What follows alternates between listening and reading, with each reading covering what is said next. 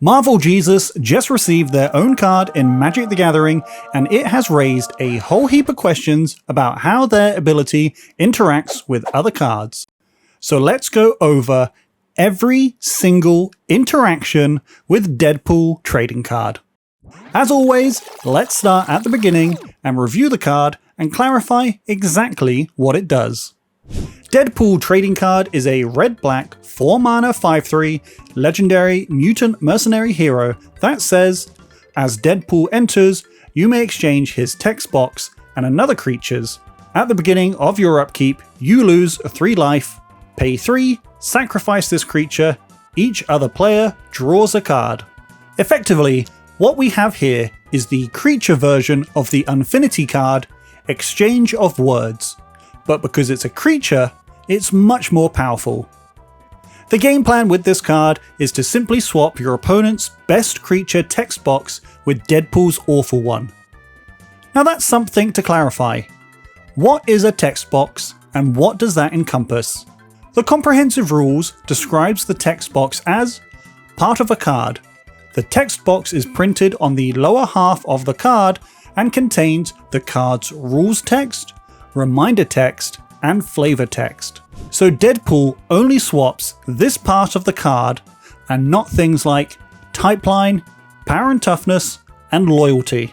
The next thing we need to clarify is the wording on Deadpool's swap ability. As we can see, it uses the template as this permanent enters. So as per rule 614.1c, we know that this is a replacement effect. Effectively, Deadpool's swap ability happens after the Deadpool spell resolves, but before Deadpool enters the battlefield. So what this means is Deadpool will enter play with the text box they swapped with.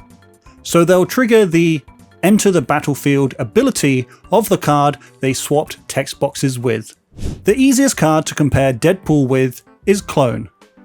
Those familiar with the game know that clones will trigger any enters abilities of the card they just copied, and Deadpool works in the exact same way.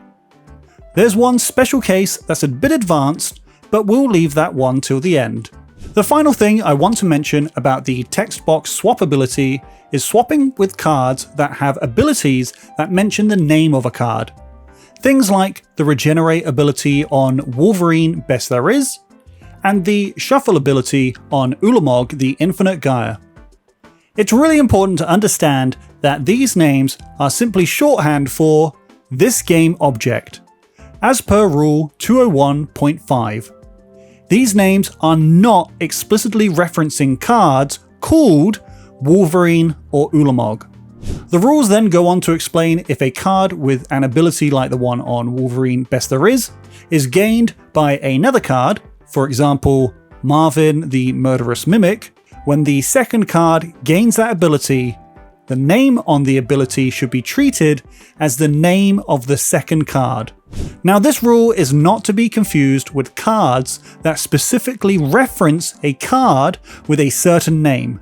For example, Heir Apparent. If Deadpool swapped text boxes with Heir Apparent, the 2 instances of the name Heir Apparent will not change to Deadpool. This is because these abilities aren't referencing this particular instance of the card, they're referencing cards in general named Heir Apparent. The easiest way to spot this and avoid any confusion is to simply look for the word named.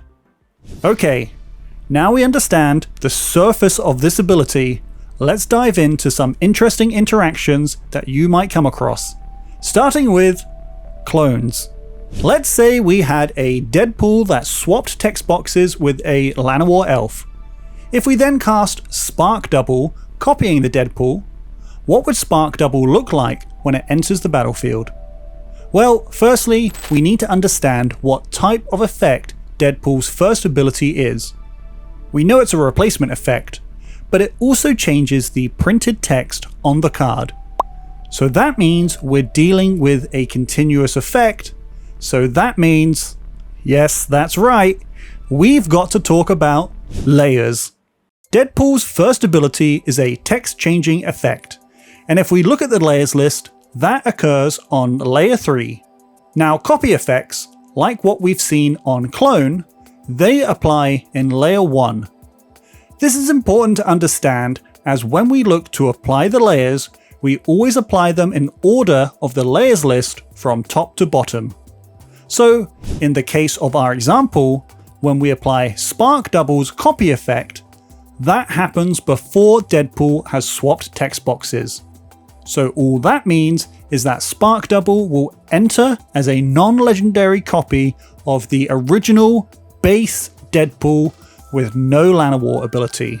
This also means that the Spark Double copy will get to swap text boxes with another creature in play as well. As don't forget, Deadpool's first ability is a replacement effect, just like Clone's and Spark Double's ability, so it must happen before the creature enters play. This is also relevant to know for those players looking to use Blade of Selves or the Master Multiplied to generate a bunch of Deadpools through Myriad.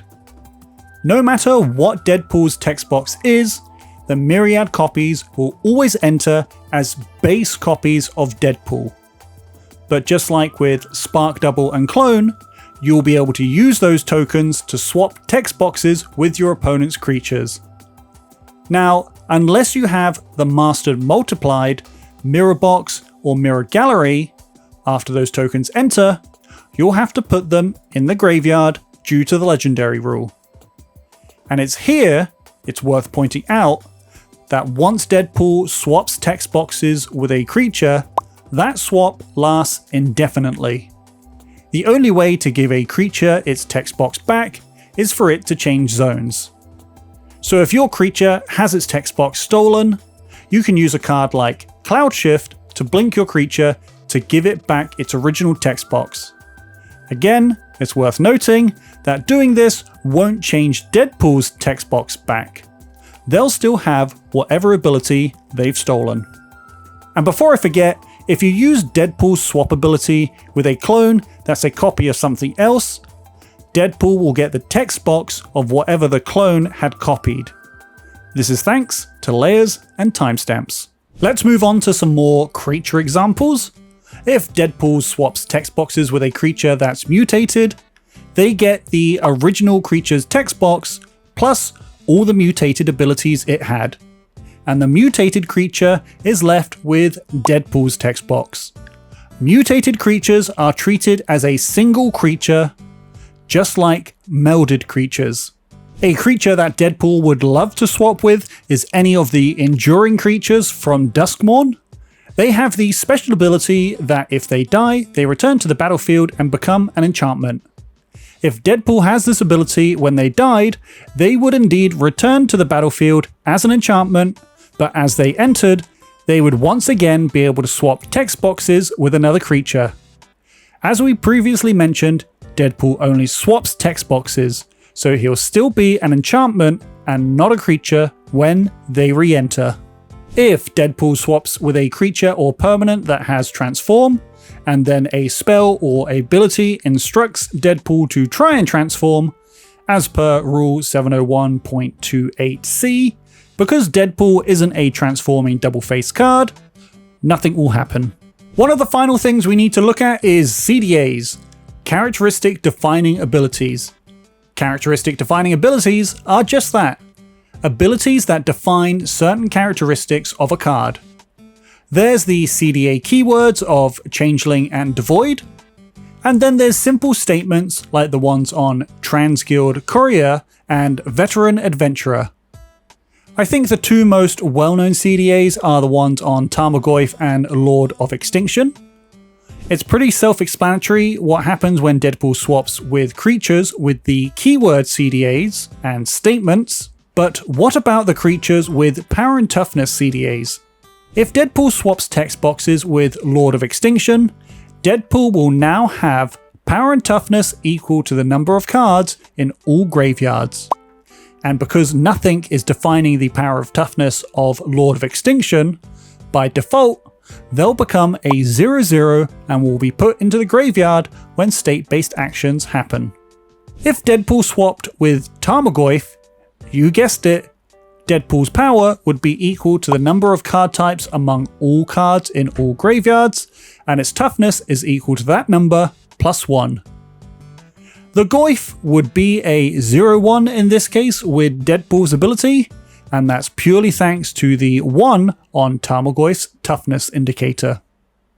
Now let's look at some non-creature permanents that Deadpool can swap with under the right conditions.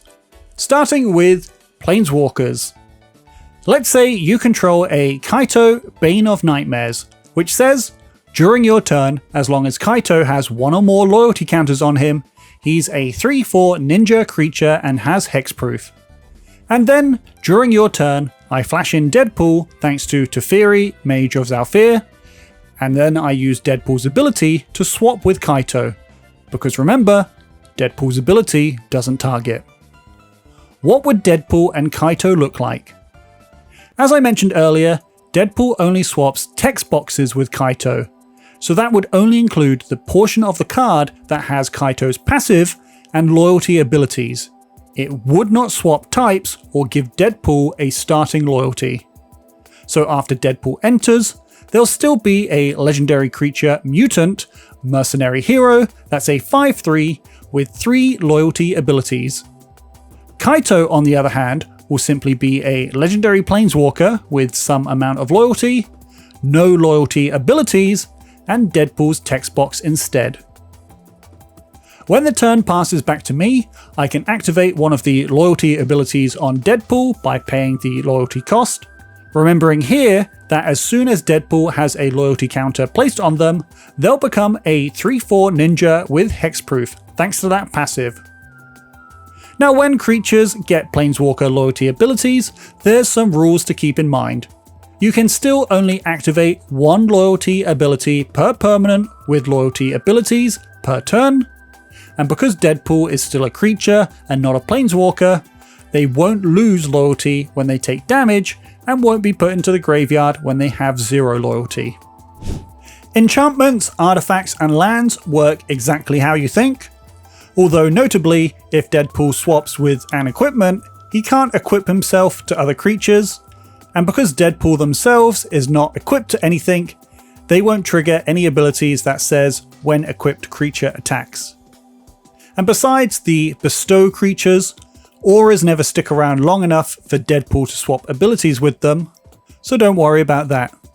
For lands, Deadpool would get the appropriate mana abilities, as well as any abilities that mention if Deadpool would enter tapped or not. But notably, if Deadpool swapped text boxes with a Dryad Arbor, Deadpool would have no abilities, and Dryad Arbor would have Deadpool's text box and still tap for green mana. This is because having the mana ability is intrinsic to having one of the basic land types. It's certainly possible for Deadpool to swap with a battle, and just like with creatures, Deadpool can trigger the battle's ETB, but outside of that, nothing else fancy happens with Deadpool or the battle. The battle continues to operate as normal, and Deadpool won't attempt to transform itself when they're put into the graveyard. Battles transforming when they lose defense counters is intrinsic to battles, it's not tied in any way to the ability. Okay, last permanent to talk about before we move on to some advanced rules, Sagas. If Deadpool manages to swap text boxes with their Saga, perhaps the most interesting thing that will happen in this interaction is that after Deadpool enters, the Saga will be placed into the graveyard due to state-based actions. This is because Deadpool removes all the chapters from the Saga. They're all stored within the text box. And as per rule 714.4, if a Saga has a number of lore counters greater than or equal to the final chapter number, in this case 0, the Saga's controller sacrifices it as a state-based action. This is the same reason that Blood Moon instantly causes Urza's Saga to be sacrificed. The other big thing to note is that placing a lore counter on a Saga is intrinsic to being a Saga, as per rule 714.3b. So this means Deadpool will not naturally gain lore counters. You'll need to find a way to move lore counters about with something like Nesting Grounds. And if you do manage to put a lore counter on Deadpool, it will trigger the relevant chapter ability. And if you do manage to put more lore counters than Deadpool has chapters, you won't be forced to sacrifice Deadpool. Now, this whole ruling is really important to keep in mind, especially with the Saga creatures that are coming with the release of the Final Fantasy set. Deadpool will essentially insta-kill the Final Fantasy summons. Okay, let's talk some advanced rules. From Anywhere abilities.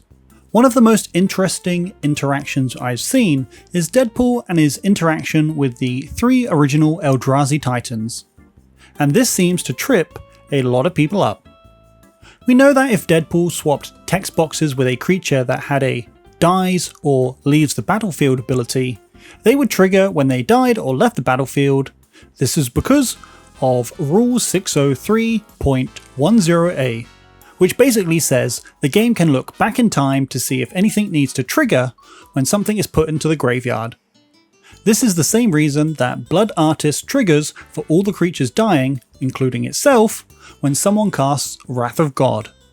However, if Deadpool swaps text boxes with one of the original 3 Eldrazi Titans, and eventually ended up in the graveyard, they would not trigger the shuffle ability. And this all comes down to the words on the ability From Anywhere and Rule 603.6c, which says, an ability that triggers when a card is put into a zone from anywhere is never treated as a leaves the battlefield ability, even if an object is put into that zone from the battlefield. Effectively, all that means is this ability doesn't look back in time to see what the card was like. It simply checks the card in the right here and now, which means Deadpool is in the graveyard with his original text box and no graveyard shuffling ability. It's worth noting that if the Eldrazi Titan that had their text box swapped with Deadpool ended up in the graveyard, probably thanks to their newfound sacrifice ability, they would trigger their own shuffle ability, because again, the ability checks once the creature is in the graveyard, and by that time, they have their own text box back. This is the exact same interaction that happened between Emrakul the Aeon's Torn being put into the graveyard with a Dress Down in play. Another interesting interaction to point out is how Deadpool works with Humility. Let's say you had Humility in play and cast Deadpool. Would Deadpool still swap text boxes? Now, we know that the game can look back in time to check for an effect, but with replacement effects, the game can actually look forward in time too. In this case, Rule 614.12 tells us that when a permanent with a replacement effect is entering the battlefield, we look at the rules text of the card telling us how the replacement effect is going to change this entering the battlefield event, but we also must consider any continuous effects that would apply to it once it's on the battlefield. In this case, Humility would make it so that Deadpool would have no abilities. So this simply means that Deadpool would not swap text boxes with any creature as they're entering if there is a Humility in play. Again, if you're wanting to compare, this is the same thing that would happen to a clone if they entered while there was a Humility in play. They would enter as a 1/1 and wouldn't become a copy of something. The final interaction I wanted to talk about is Deadpool swapping text boxes with Essence of the Wild. Essence of the Wild says, creatures you control enter as a copy of this creature. All that you need to know is that every creature you play going forward will enter as a 5/3 Deadpool with the ability, creatures you control enter as a copy of this creature. And then they die due to state-based actions. Here's why. It's basically the same as the Humility example. The game will look forward and see that the creature will enter as a Essence of Deadpool, therefore none of the creature's replacement effects will happen and none of the creature's triggered abilities will trigger. Do not swap text boxes with Essence of the Wild. You have been warned. Now that is practically every interaction you need to know for Deadpool trading card. Be sure to like the video if you learned something, and subscribe because if you don't, Deadpool will kill the Magic multiverse. Thanks for watching, and I'll see you in the next one.